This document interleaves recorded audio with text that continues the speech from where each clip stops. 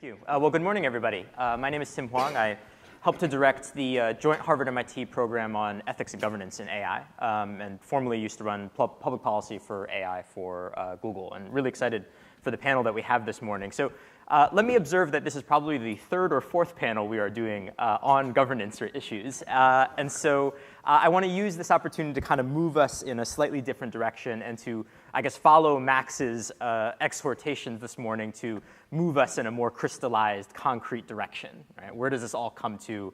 What have we really been doing for the last few days? And so let me begin by observing that for such a sort of world-changing technology, our recommendations from a law and regulation standpoint are fairly milquetoast, right? You look at the list of things that we have here, they're not really things that really require, actually, perhaps a whole lot of law and regulation as sort of formally stated.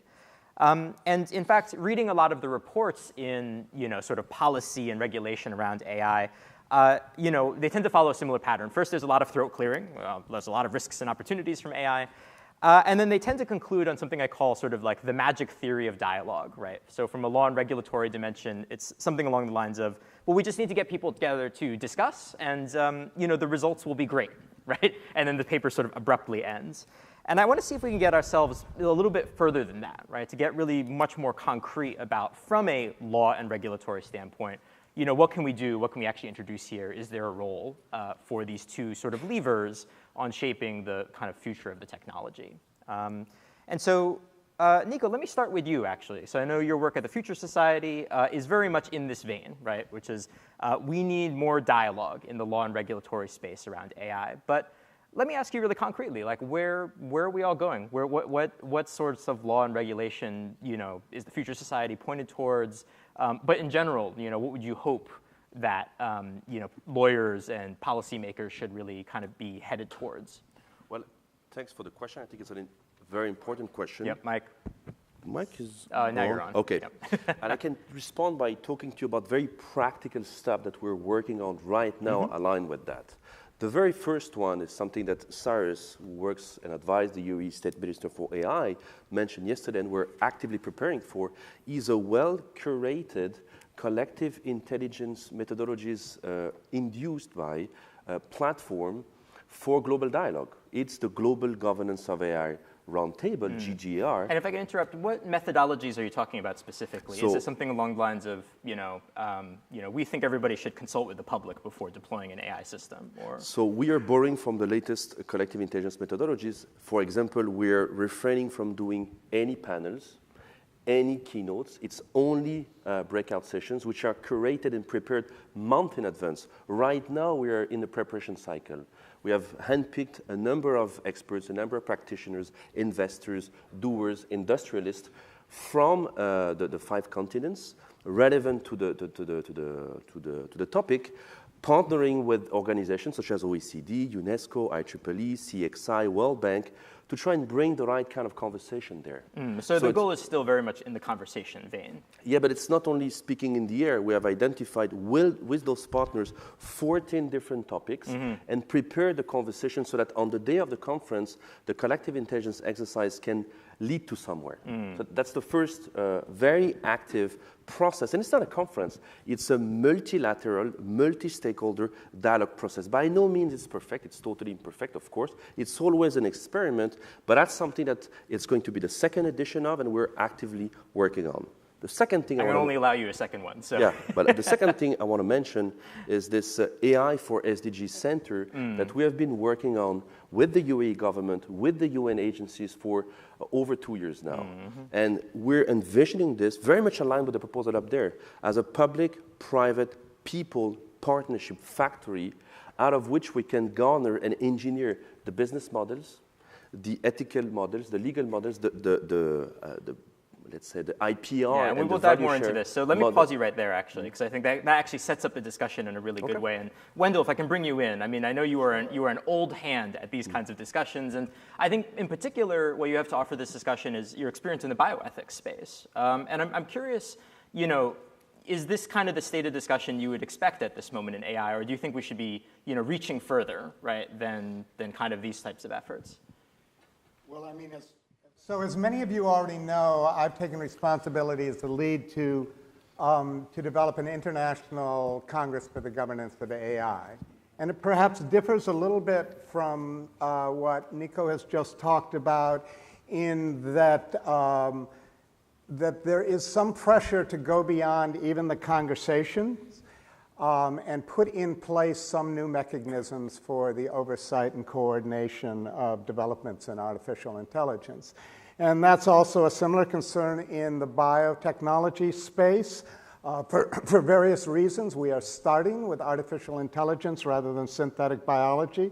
But the idea here is to put in place mechanisms that hopefully would translate to other emerging technologies, because they all have very similar problems within the governance space. Can you speak a little bit to the kind of accountability measures that you would perceive, right? Like, do you want like a council of nonprofits that will be able to subpoena companies, for instance, or?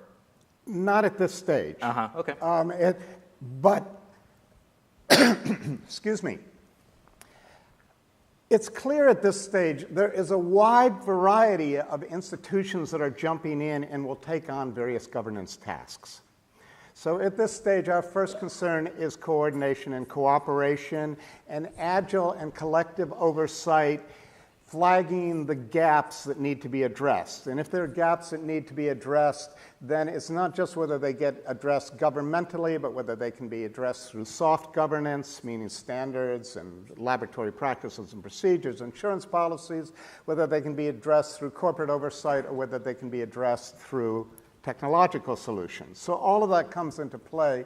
This is largely about how we can look at this comprehensively and whether we can put in place a good faith broker to bring all the stakeholders together, which means not only government, but also means the research laboratories.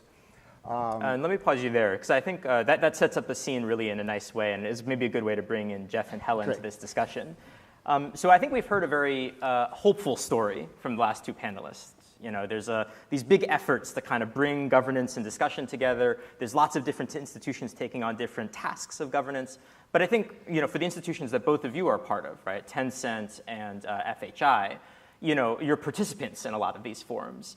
And maybe to put a provocative point on it, you know, is this kind of patchwork, this quilt of different regulatory and governance you know, approaches, is it working? Like, what do you think is missing in the space, or are you pretty happy with the state of affairs? Yes. Thank you. It's great to be here. Definitely. And to take this conference. I think maybe the developed AI can bring many benefits to our society. The self-driving cars can save 90% of humans in the roads, and the medical services.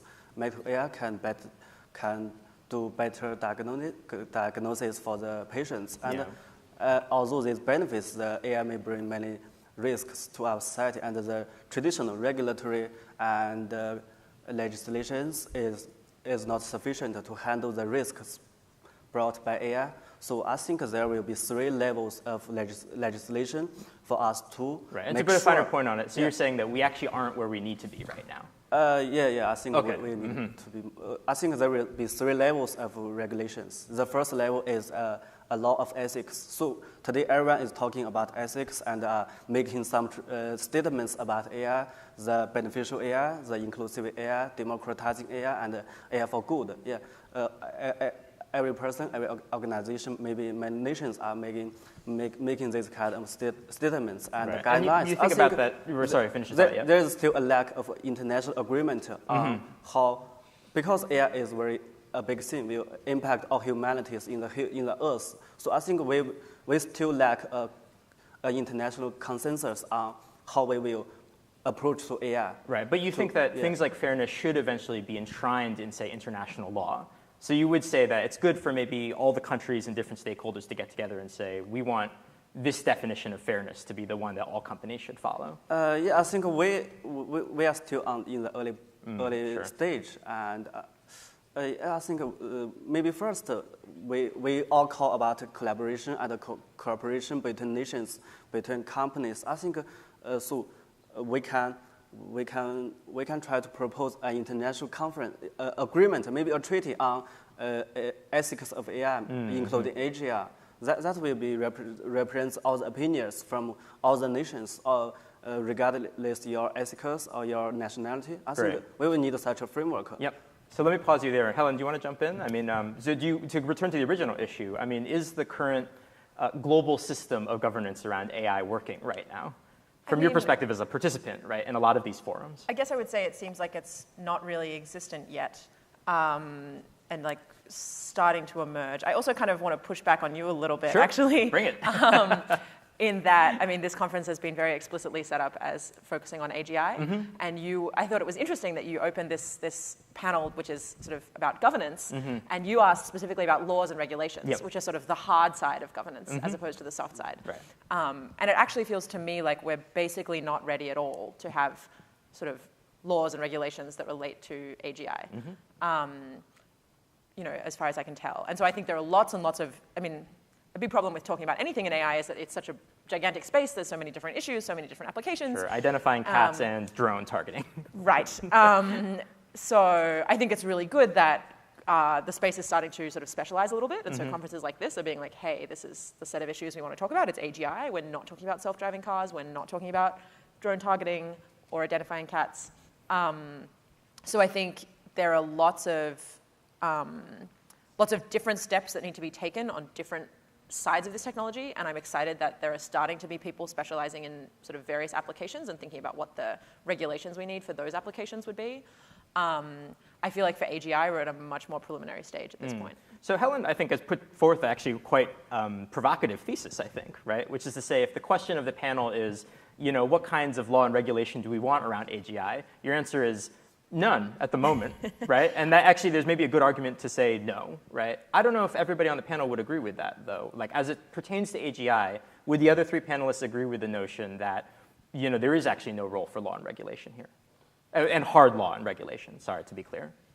Anyone can jump in if you want. You jump in first. Okay, yeah, Nico, go ahead. Well, I really believe that the right kind of governance of AGI will be baked out of the right kind of governance for A&I. And whatever we do to pave the way in a holistic manner from a research perspective, from a business model perspective, but also from a governance perspective, connecting and articulating the very long to very short term is valid. And that's why we speak about governance more than regulation, because governance, the business of governance is about enabling and constraining, striking and maintaining over time the right balance between constraining and enabling. And oftentimes the notion of laws and regulations point a bit too much towards constraining. So that's why it's, so I think it's very valid, and it's great that we're starting to discuss today about the governance of AGI, because it's about planning, it's about projecting. And we don't need to be regulating to talk productively, fruitfully about governance. And this, so on this, I really agree with you. I agree with that, yeah. Right, okay. Wendell, you want to jump in? Yeah, I mean, I agree with both of you so far. I don't think there's any room for law and regulation around AGI at this point. This is largely a discussion among scholars and research centers. It may be that AGI concerns somewhat will inform discussions about what kinds of governance mechanisms. Understand, I'm not using law and regulation. I'm using the governance mechanism term should be put in place.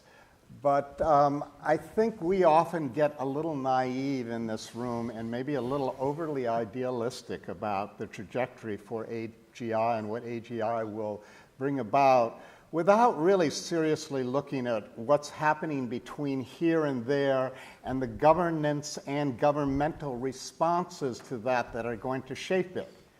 So for example, with the SDGs and within the UN, they understand that emerging technologies will help in the realization of all 17 of the Sustainable Development Goals.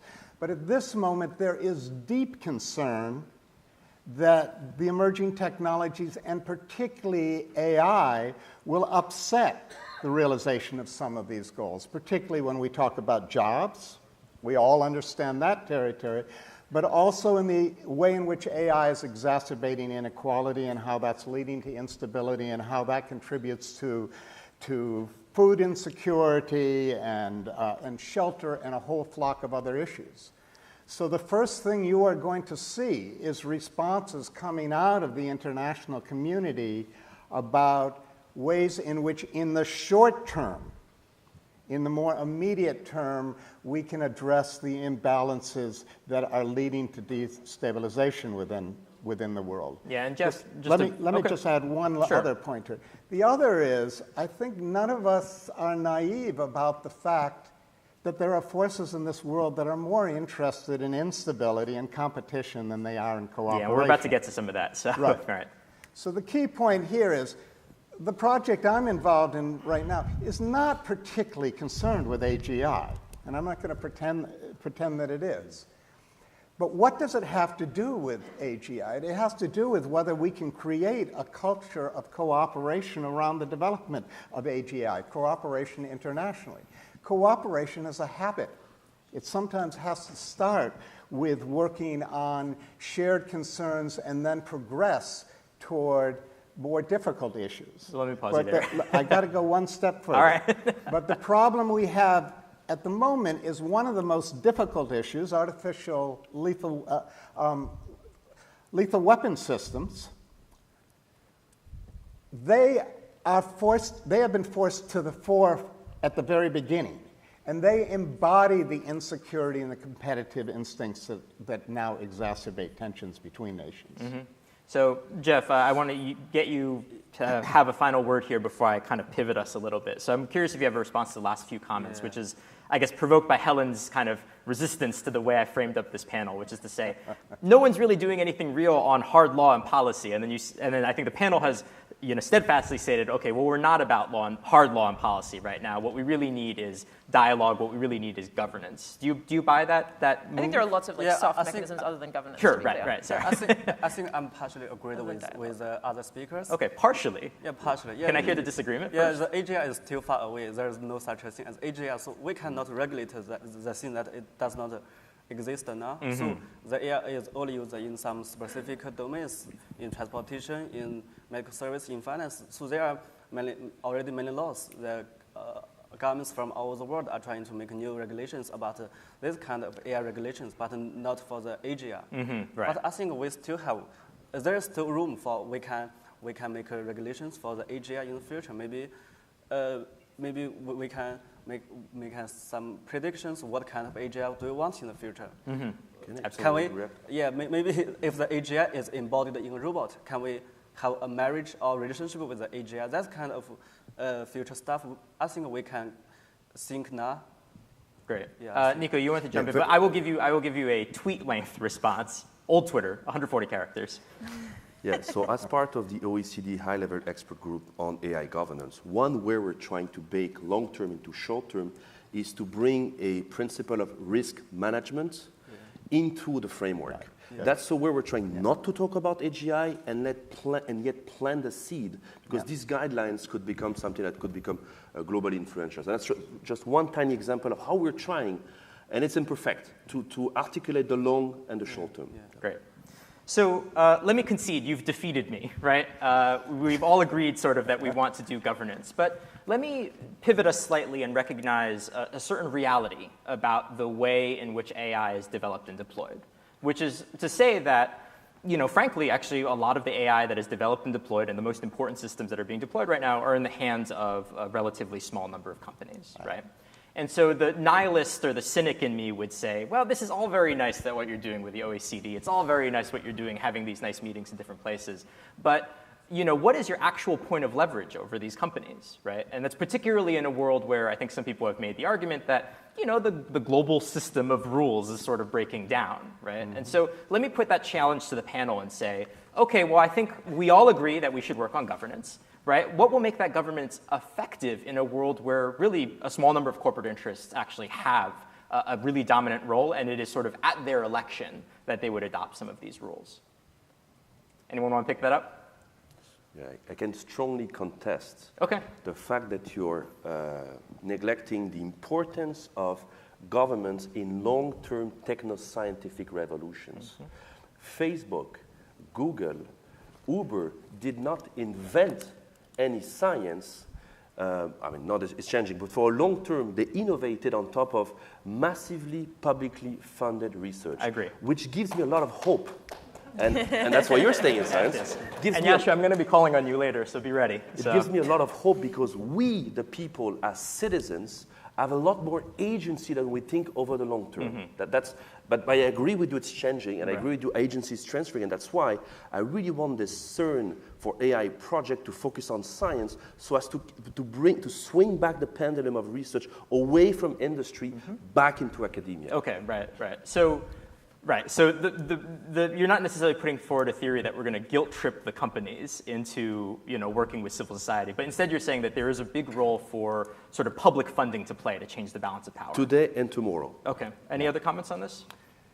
Yeah, I mean, I have a comment, and I think the comment is more about the moment in history that we're at, and that we acknowledge it. That it's troubling where we are. We don't get carried away with our elitist position in this whole conversation, and recognize that the world is at an inflection point. And it's not just at an inflection point because of technology.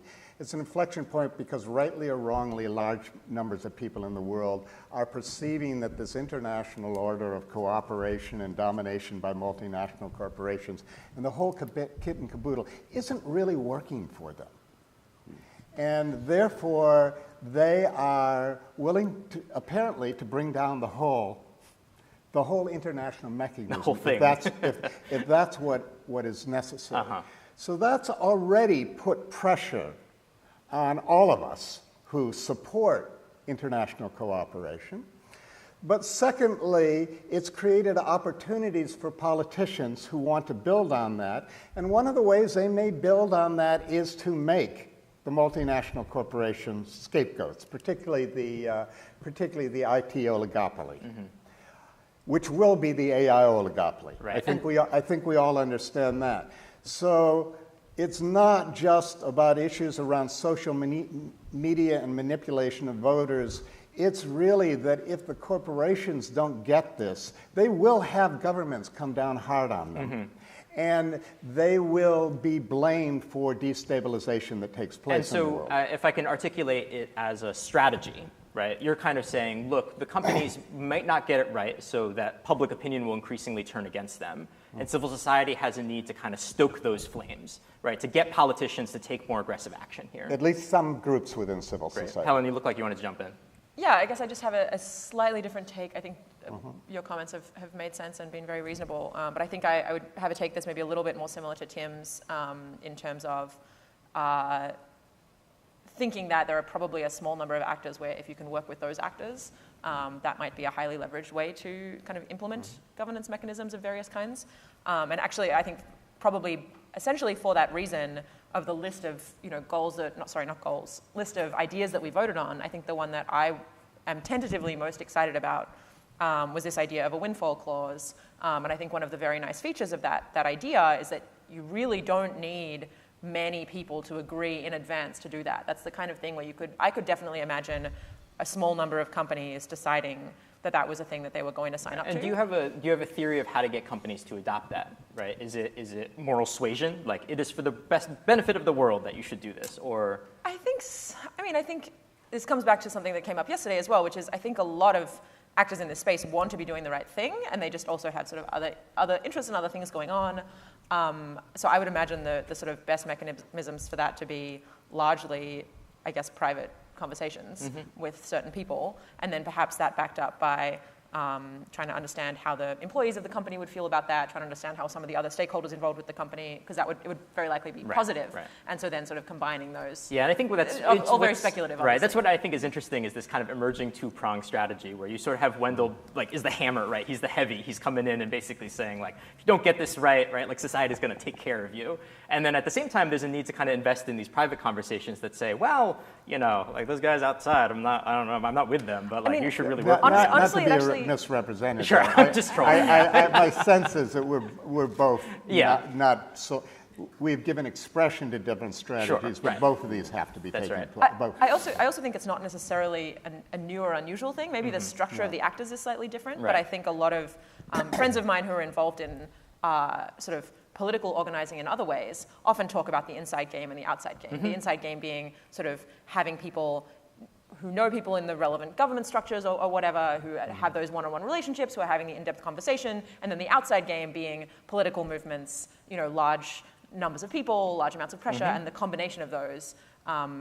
Friends who know much more than I do about things like civil rights or the suffragette movement, things like that, think that combination is really powerful. important. Yeah. So now, Jeff, I know you are on the research side, but I acknowledge that I put you in a little bit of an awkward situation here, in that you are representing the only company on the panel. Yes. I don't know if you would like to defer comment or actually would like to jump in on this. I think it is not necessarily a bad thing for the companies like Facebook, Google to being too big, have more powers.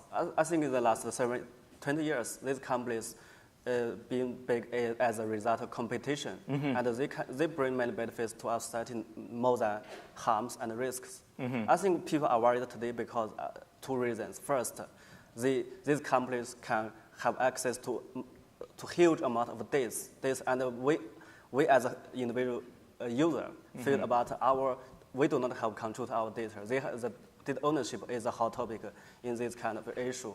This is the first one. And the second one is transparency. These companies, Google and Facebook, they use all kinds of algorithms, black box algorithms to make decisions about us. But we do not have the necessary information to know what happened and the reasons for that.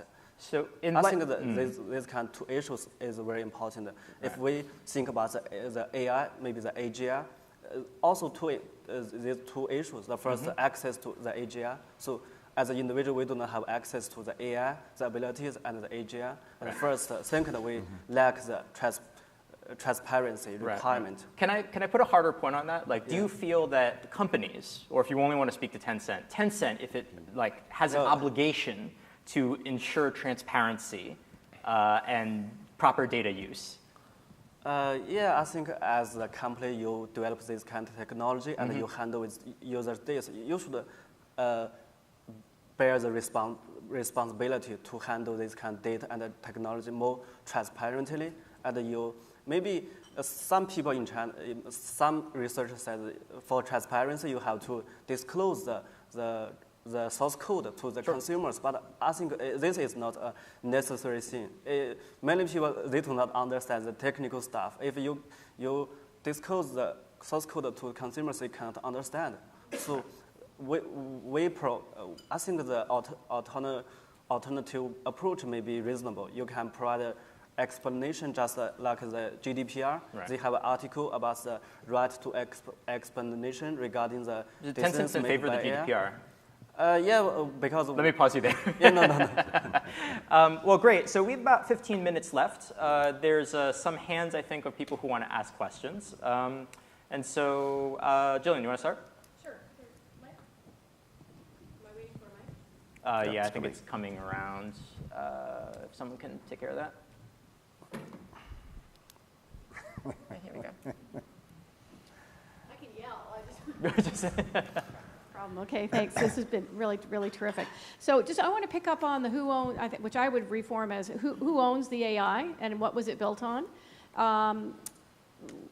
There hasn't been discussion about the ownership sort of in the form of intellectual property, and I think trade secret, which is one of the key things we need to be rethinking, which is that we currently operate in a regime where we take for granted that once it's inside the company, it's developed inside the company, it's owned by the company, and they have the right to exclude others from it. One of the ways of thinking about GDPR is it's divide and conquer. It gets billions of people individually to click yes, yes, yes, aggregate the data, do the analysis, and then there's not a way of gaining access to it. So just a question, do you have thoughts on IP, trade secret, and who owns Yeah, and I think who owns the AI? Yeah, IP is a really interesting dimension on this because it's relevant to near-term systems, it's relevant to long-term systems, and it's also a case of hard law, right, if we want to make that crude distinction. So what's the panel think? Should we be making changes in IP law right now to deal with AI systems, near and long term? It's a big question. We should spend an entire day or week on that. But one thing which I'm convinced of is that as we're shifting the focus of business model away from ownership into usage, I think we can apply this kind of methodologies to IP as well. It's not so much about ownership anymore as it is about control. And making sure that we engineer the right control mechanisms over the use and the second and third order consequences of big data-driven machine learning-centric AI system is something that I have interest in. And I think that if we are able to shift a bit the focus a bit more towards control, we can move away from some of the most toxic, polarizing features, especially in the American system, which is litigation prone, where we've been seeing toxic dynamics where patents are being used solely for the objective of, let's say, enabling progress on one hand. And would you say this is actually tacking a little bit away from your original position, right, which was to say, hey, we need discussion and governance. But now you almost seems like to be taking up a pretty aggressive position to say, US IP policy is wrong, we should find ways of changing it. Yes, but I think it aligns quite perfectly with what I said before. It's part of the dialogue. And because there are so many extraterritorial impacts of the US patent legislation, and because WIPO, let's say it, has been a failure, has been a collective failure of ours, we need to really also have a dialogue which involves the public and the private and the people into engineering these new models. And the shift into the age of algorithmic governance, in my view, opens up avenues of collaboration. And that's why, again, I'm sorry to harp on that a bit, I really want to bring science back at the center of it in knowledge creation because of the ethics of science, which is totally imperfect, but yet is a good resort at this point in time. So Yashua, can I be grumpy and draft you into this? I'm gonna again be sort of the cynic and say, it's very interesting. I too would love to rebalance the balance of power between sort of public institutions and funding research and these enormous corporations. But the money's just not there, and the public will isn't there. Do you agree with that statement? And if you want to talk a little bit about your experience in fighting this exact battle. So. That's a good question, but I was thinking about how regulation on IP could help, right? So there's been a move towards defensive patents in some companies, and I think this is a move in the right direction, which is going to help avoid a little bit of the concentration of power that is troublesome. But ultimately, as we approach AGI, I think we might want to think about regulating IP about AI in such a way that those contributions are really humanity's contributions and cannot be exclusively owned by a particular entity. Great. I think, so, Helen, go ahead. I think it's interesting that there's kind of a natural parallel between these considerations around IP and trade secrets and not to harp on the same thing the whole time, the windfall clause idea. Because a classic objection to weakening IP law is it reduces the incentive for innovation, and the same thing is a classic objection to taxing profits or things like this.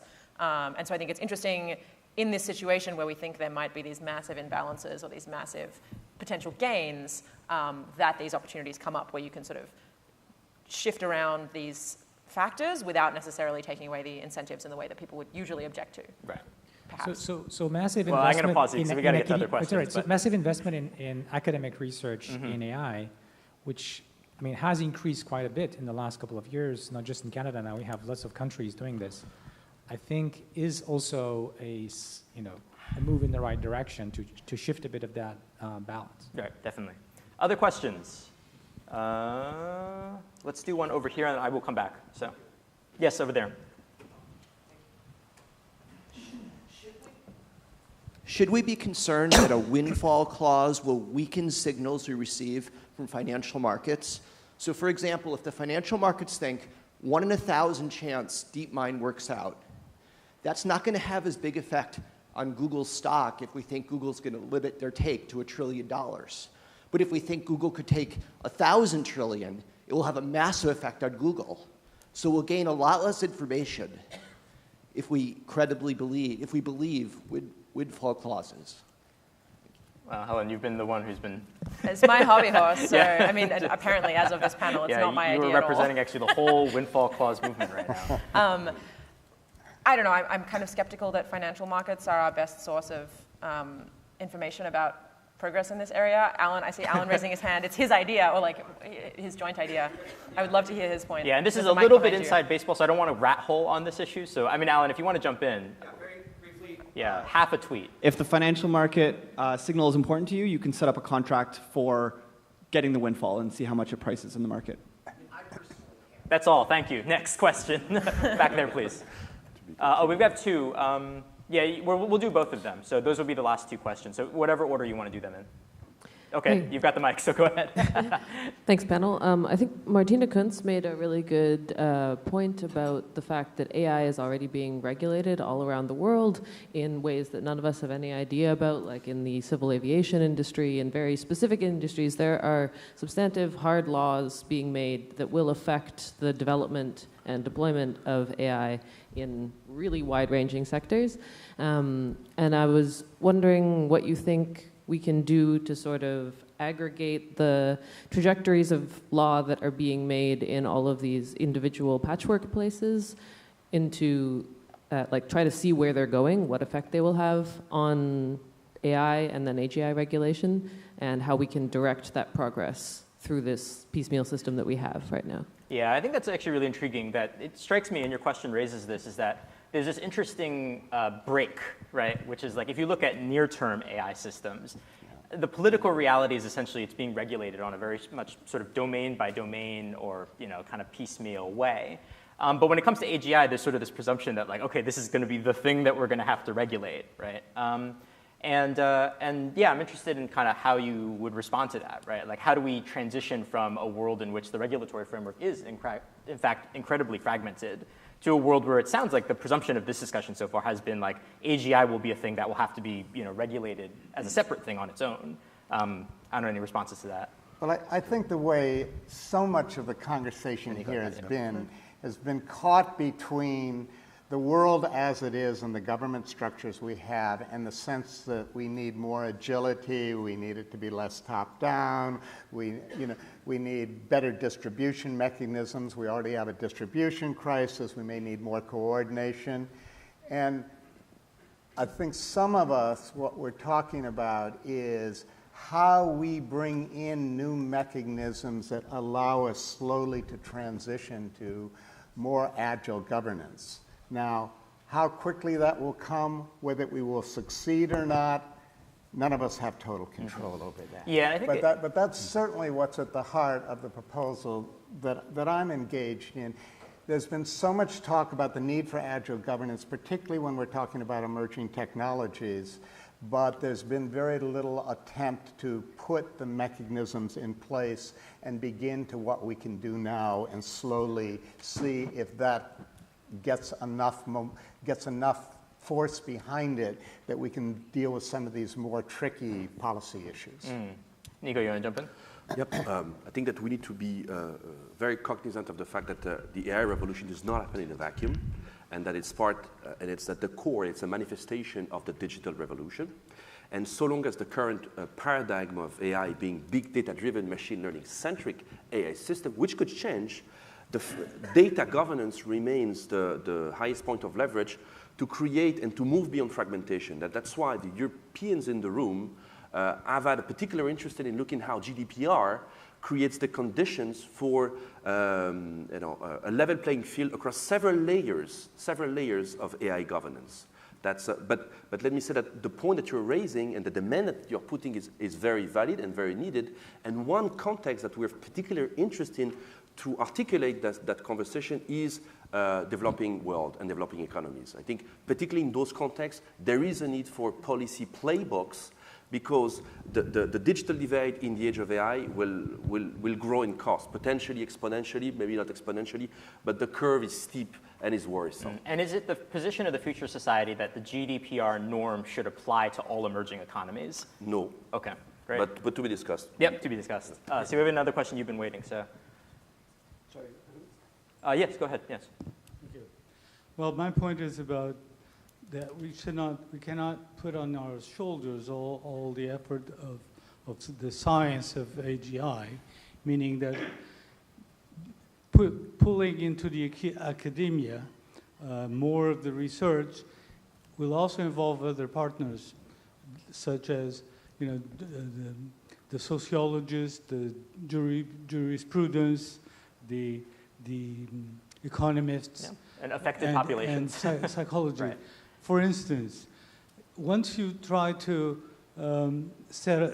come up with laws, you can't, because the jurisprudence still doesn't have the concepts that will then produce the laws. It's concepts of, about autonomy, responsibility, that become new concepts are needed. Another example is ethics. In the long term, we want the machines to be very convivial with us, but we still don't know enough about our own ethics.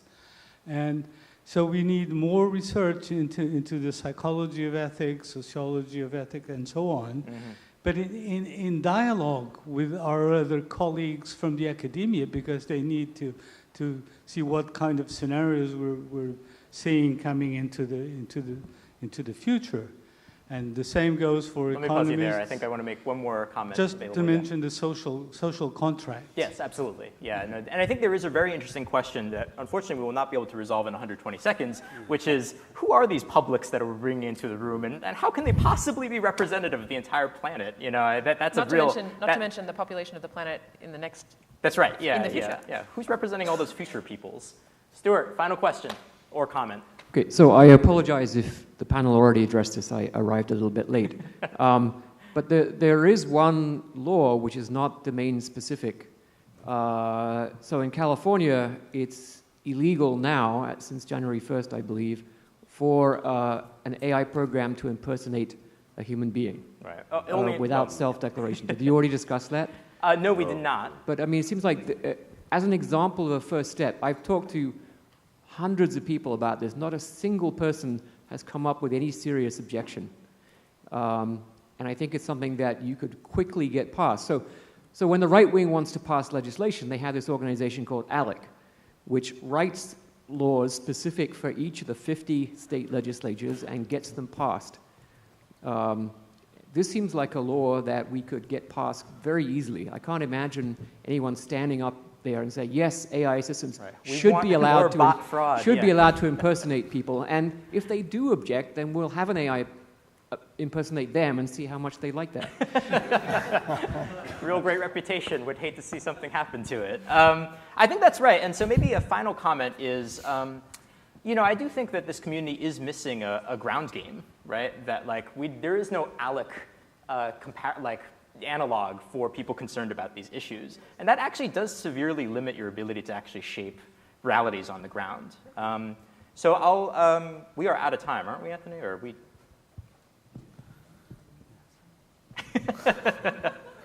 No one really knows what's happening this morning. More time.